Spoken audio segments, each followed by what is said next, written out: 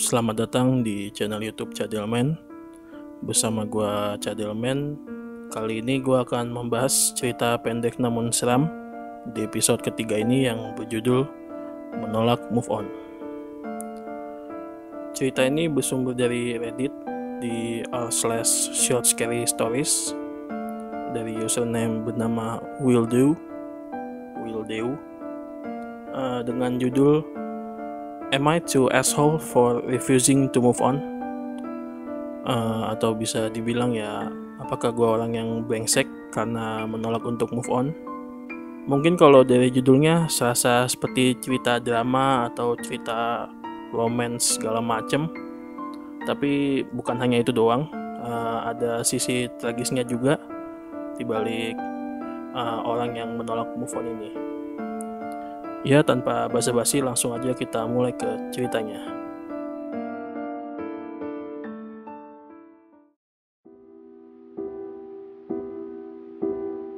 Menolak move on.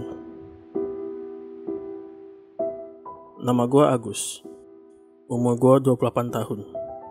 Sekarang gue udah 5 bulan ngejalanin hidup sendiri, alias jomblo. Hubungan terakhir gue itu sama perempuan bernama Desi. Umurnya 25 tahun. Kita pernah pacaran selama 5 tahun. Dan selama 5 tahun itu gue ngerasain kebahagiaan dalam hidup kalau ada dia di samping gue. Namun semua itu berubah 5 bulan yang lalu. Di malam hari itu, gue datang ke rumah Desi buat ngajak jalan. Gue ketok pintu rumahnya. Desi yang membuka pintu itu tiba-tiba nangis dan teriak ke gue, lalu menutup pintu dengan keras. Gue pun bingung dengan sikap dia. Kenapa tiba-tiba dia jadi aneh gitu? Gue pun yang pernah mengalami hal serupa ketika ada masalah cemburu bertahun-tahun yang lalu, memutuskan untuk chat ke dia. Kenapa Des? Kok tiba-tiba nangis pas ketemu gue? Desi gak membalas chat itu. Kejadian itu adalah terakhir kalinya gue ketemu Desi secara langsung.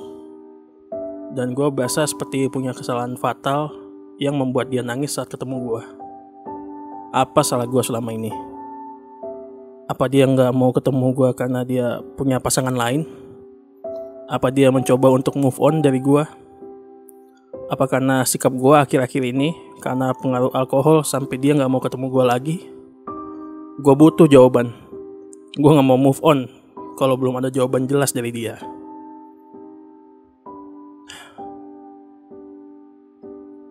Satu bulan berlalu, gue yang sedang berjalan sendiri di mall ngelihat Desi dari jauh sedang bersama cowok lain. Gue pun coba menyapa, Desi. Dia pun menengok sebentar ke gue, lalu membuang muka. Gue benar-benar merasa seperti orang asing di matanya. Apa gue terlalu menjijikan bagi dia? Kenapa dia gak mau ngampirin gue terus selesain masalah ini? Kenapa gue yang harus menyelesaikan masalah ini sendiri? Gue pun mencoba panggil Desi lagi berkali-kali, tapi dia udah gak peduli. Cowok yang di sampingnya pun juga tidak ada reaksi. Apakah ini settingan dari Desi buat gue? Biar dia puas ngeghosting gue, ngelihat gue menderita, dan dia bisa menikmati hidup bahagia lagi bersama orang lain? Gue gak tahu jawabannya. 4 bulan pun berlalu. Gue benar-benar putus asa. Sepertinya hubungan gue sama Desi udah berakhir. Cuma gue belum bisa move on dari dia. Rasanya pernah 5 tahun pacaran dengan bahagia harus berakhir dengan gampang. Bahkan terlalu gampang bagi dia untuk melupakan semua ini. Gue gak bisa lupa begitu saja momen-momen berharga bersama dia.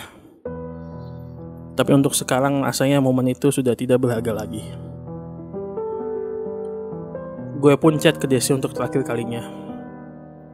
Des, terima kasih ya atas 5 tahunnya. Gue bersyukur pernah hidup bahagia bersama lo. Semoga lo bisa lanjut hidup bahagia sama yang baru, tanpa ngeghosting lagi.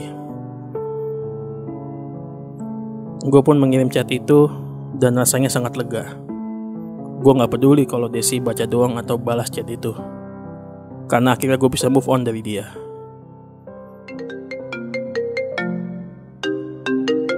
Suara HP pun berbunyi. Gue pun langsung ngecek HP dan melihat telepon dari Desi. Gue pun senang karena gue rasa dia udah peduli lagi sama gue. Semoga aja dia mau balikan sama gue. Gue pun menerima panggilan itu dan mendengar suara Desi secara jelas.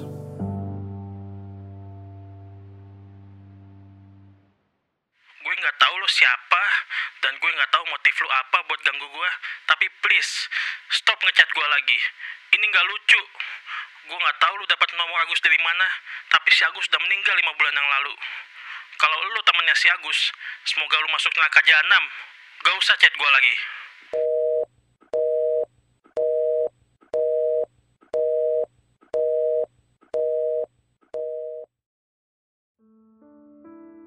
Oke, itulah akhir cerita dari CPNS episode 3 yang berjudul Menolak Move On. Mungkin ceritanya agak-agak klise kali ya, tapi ya semoga aja menyeramkan lah. Dan juga gue baru pertama kali pakai istilah ghosting, semoga aja itu benar. Kalau kalian ingin menyampaikan kritik dan saran bisa tulis di kolom komentar. Kalau kalian ingin kirim cerita pendek kalian juga yang seram, bisa dikirim ke email saya yang ada di deskripsi. Mungkin itu saja akhir dari video ini. Akhir kata saya Cadelman.